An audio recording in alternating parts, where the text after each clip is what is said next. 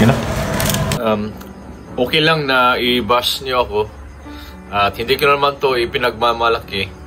Ang sa akin lang ay magandang araw mga kalaban. So, kumusta? Kumusta ang laban natin sa ating buhay? So, kanina naiyak ako dahil hindi ako lubos na makapaniwala. Pero wala, totoo kasi. Okay lang na i-bash niyo ako at hindi ko naman to ipinagmamalaki. Ang sa akin lang ay gusto ko ma-share kung gaano kabait ang Panginoon. Currently nag-negative balance kasi ako and nag-struggle. So, pero never ako napanghinaan ng loob. Dahil sa awa ng Panginoon, nagkaroon kami ng isang potential na investor. So, siya po ay isang OFW. Then, so nagkaroon kami ng agreement between our backyard and our investor na mag-corporate kami sa isang breed, isang direct import na breed. So, ito po yung isang German breed. So, sa agreement namin, so expenses ni investor yung pag-acquire ng mismong breed tsaka yung shipment fee. So hindi po naging biro yung ginastos ng investor namin. So malaki talaga yung nagastos sa pag-acquire tsaka yung shipment fee. So itong bagong German breed namin, so ito ay dumating dito sa backyard namin last year. So last quarter, last 2023. So ngayon for keeping siya dito sa backyard namin and under the management of Gibril and Serena Kids Backyard Farm. So ako personally yung nagmamanage at nag-observe sa performance at buong characteristic ng breed na to. Dahil hindi madali pag mag-acquire ng bagong breed, lalo na ito ay rare, very rare. So rare talaga siya.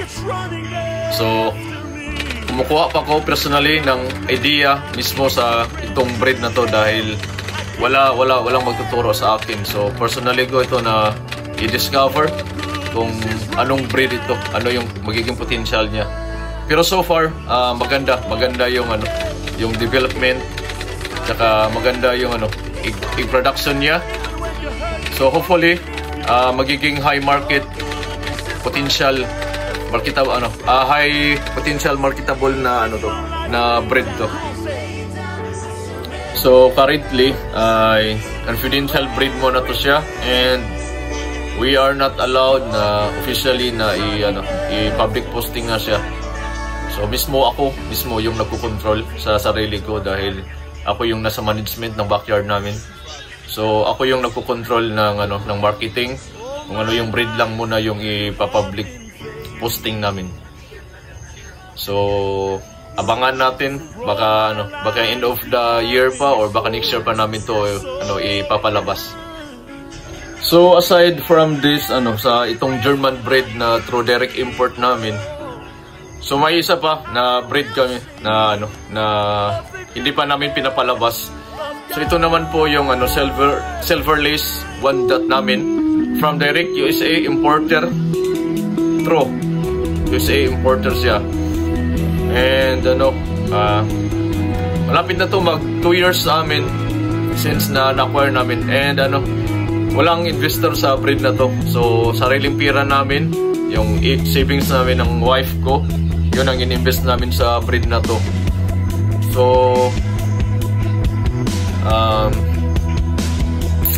ito, isa rin to sa yung German breed, tsaka yung silver lace one dot namin na hindi pa namin pinapalabas. So lahat ng pera namin dito ay puro lang labas. So hindi nagro-roll yung kung ano yung naging input namin doon sa breed sa dalawang breed na yun ay walang pumapasok sa amin. Puro lang puro labas, wala pang balik. So ganyan talaga pag mag-acquire ng bagong breed.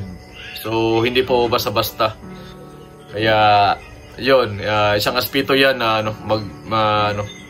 maapektuhan talaga yung yung rolling ng pera. Kaya darating or minsan malapit darating yung moment o yung time na na mag-negative balance ka. So pangatlong breed namin na puro labas lang yung pera namin ay yung USA Light Sussex namin. So pag napapansin niyo sa page namin ay bira or hindi ako halos nagpo-post ng USA Light Sussex namin. Sa kadahilanan na ngayon ay hindi pa kami nagpo-produce. So hininto ko siya I think 6 months. So kung may production lang, maliit lang talaga.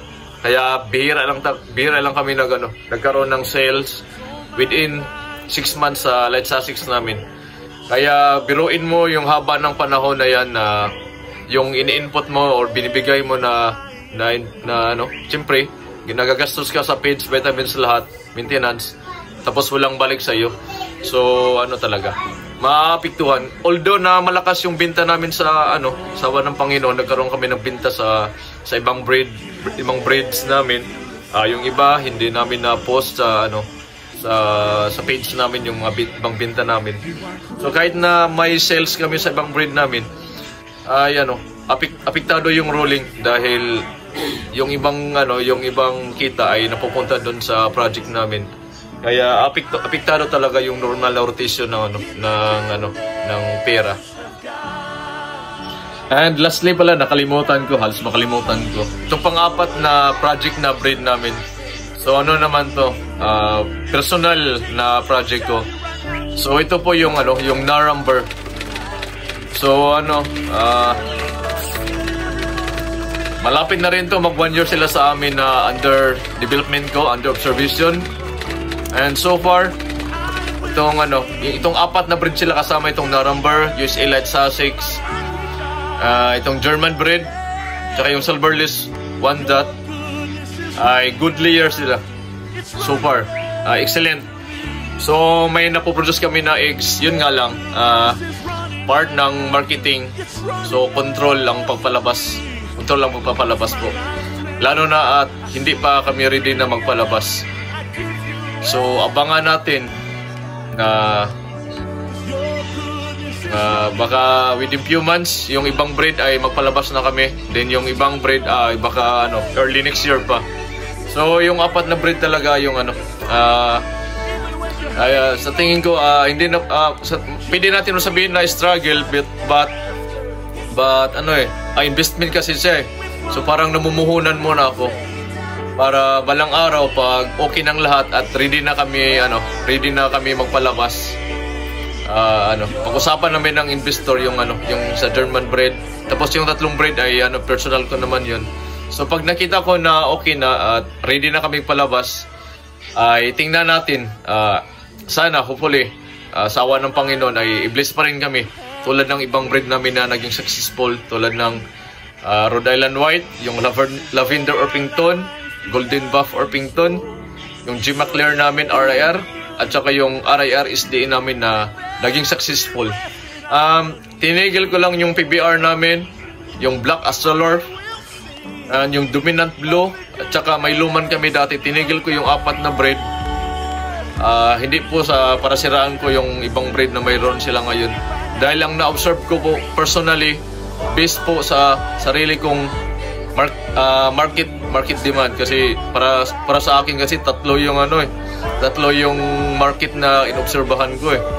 Personal na market ko within my backyard, kung yung demand ng clients, yung market demand within my area, ibig sabihin dito sa Cebu, within my province, and yung national market, yung buong Pilipinas, kung yung demand. So tatlong market yung parati kong ini-studyhan, ini-evaluate kung yung demand.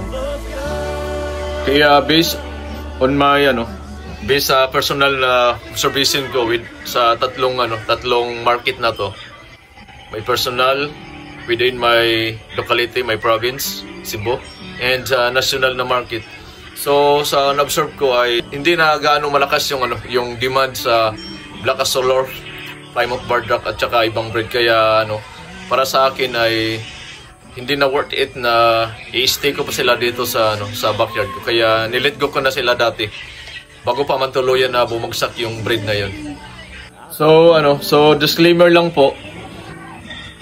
Base experience natin ay hindi po madali ang magkaroon ng true direct imports na mga breed.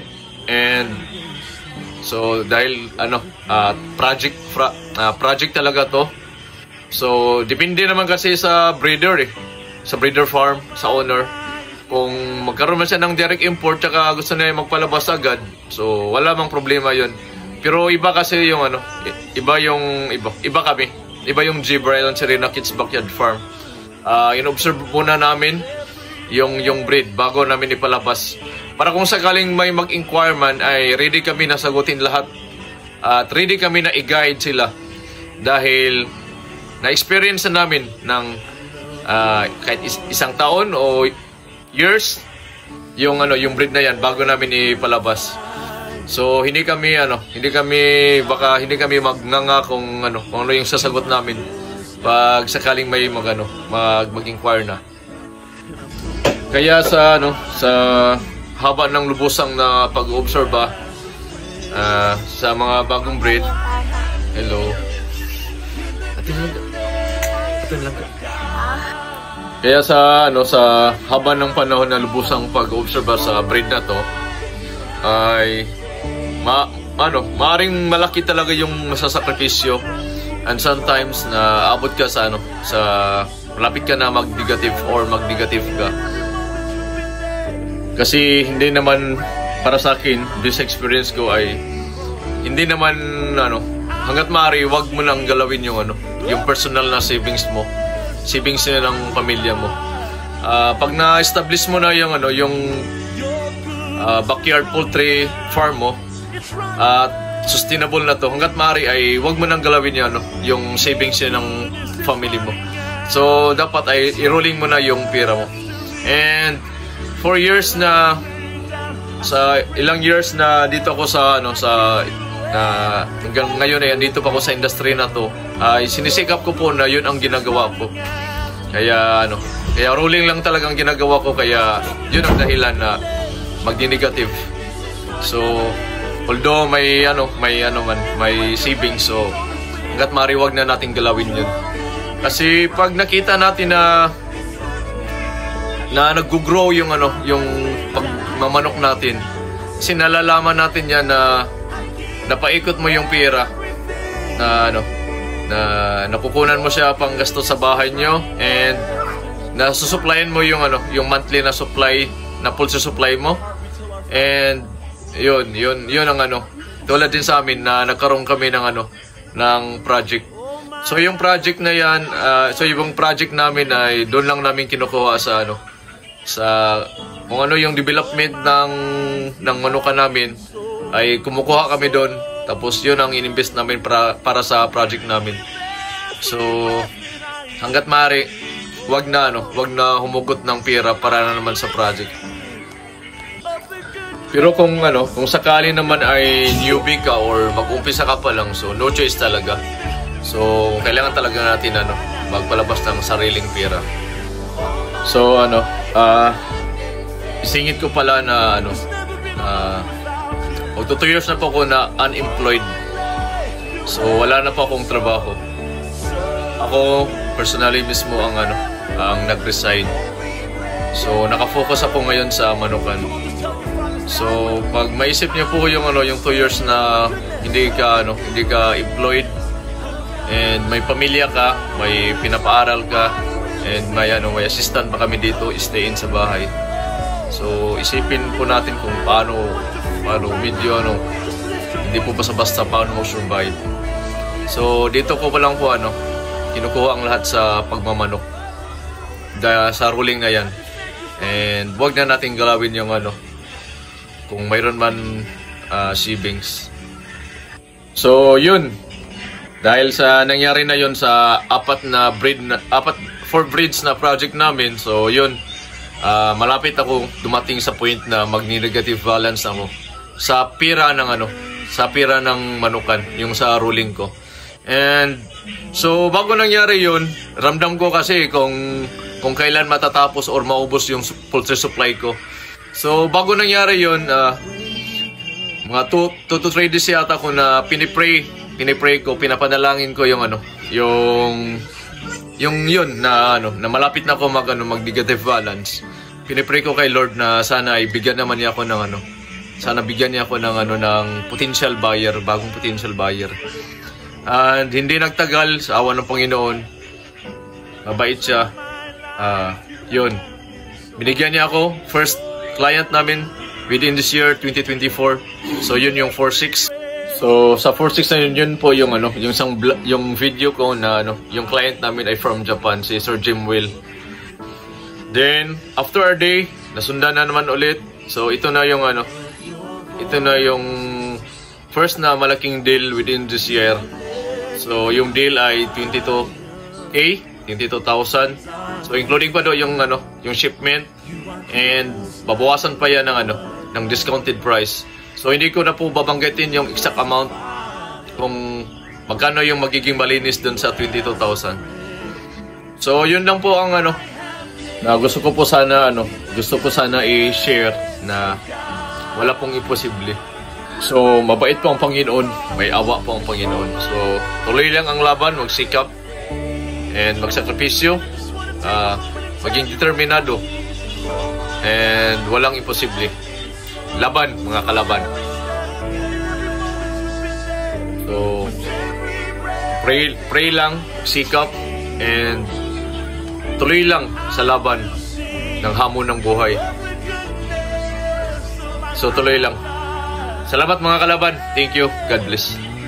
Your goodness is running after, it's running after